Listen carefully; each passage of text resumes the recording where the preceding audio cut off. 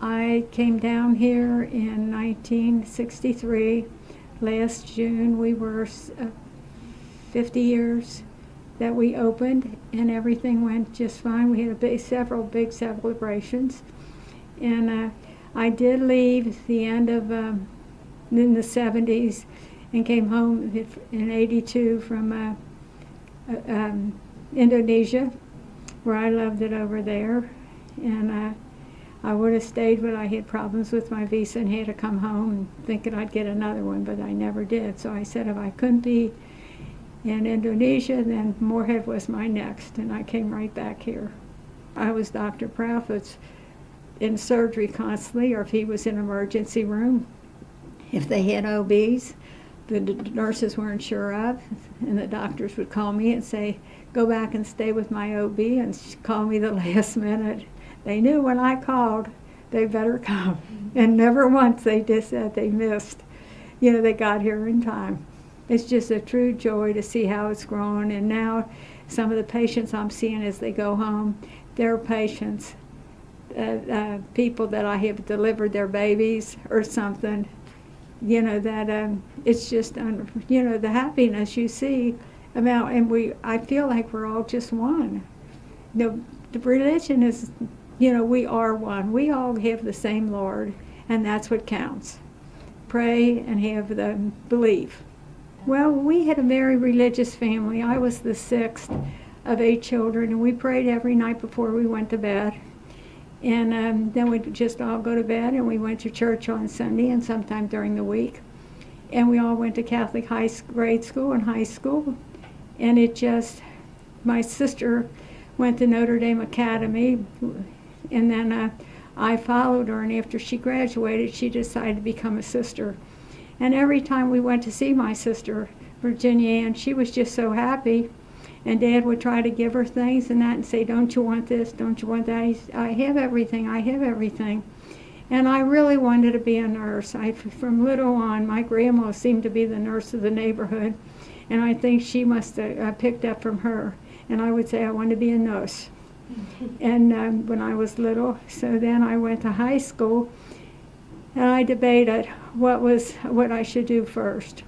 So then I decided to go to the convent, and I thought, well, I can always come back out and go to nursing, but it worked backwards. I went to the convent first, and it was a wonderful experience I had, and then I went into nursing, and it was only a year after I graduated that I came down here. The hospital was going to be opened, and waiting a year to open, that's when I got extra training, which really the best thing could have happened. The sisters had a big conference in Rome, and the Indonesia sisters asked for somebody. They wanted 3 nurses, one for OB, emergency room, and surgery. And the year before we were coming down here, I had extra training in all 3. And Sister Joanne, my superior, said, I have one that has all 3. I'll talk to her. So I thought it would be a big challenge, but they were concerned about my parents because they were pretty up and old and getting up there. And so I went and asked them, and Dad said, go with our blessing. So they held on till I got back, and the happiest years of my life. We really just work in the poor.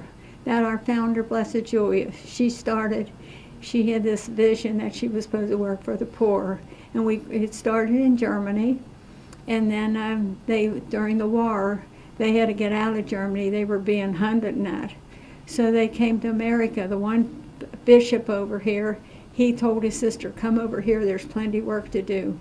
So we continue to work with the poor, and our bishop here in Kentucky, who is in charge of all the Catholic hospitals, got a letter from Dr. Louise, and she said she really needed help. And then she couldn't find any church or anybody. She was just worn out. And he thought, this letter can't be true, all she wrote in it. And she kept getting the negative answers. So he decided to bring his secretary one day and come down and come and announce. So she wouldn't have patients just come and say, and everybody come and stand around. And when they got down here, there were all patients outside. The waiting room was full. there were 2 or 3 babies that had been born during the night, and they hid them on the couches. And he just looked around and shook his head. He said, I believe your letter has everything in it that imaginable.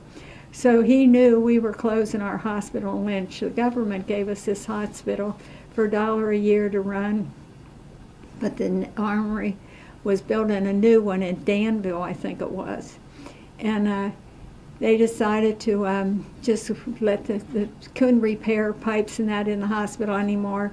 So we knew we were closing, so he called up our superior and asked her, you got nurses, you got an administrator, you got a lab technician, x-ray, you got everything. So why not take a look at this? So she decided to come down with her secretary, and they rode around and they saw definitely it was a poor area that needed help. I work more like a doctor almost than a nurse, because we had a very lovely hospital down there, a lot of nurses and that, but because of my training, they would call on me for all different kind of things, and it was just wonderful. And the people are poor, but they're very happy, extremely happy, and the children, it's just unreal.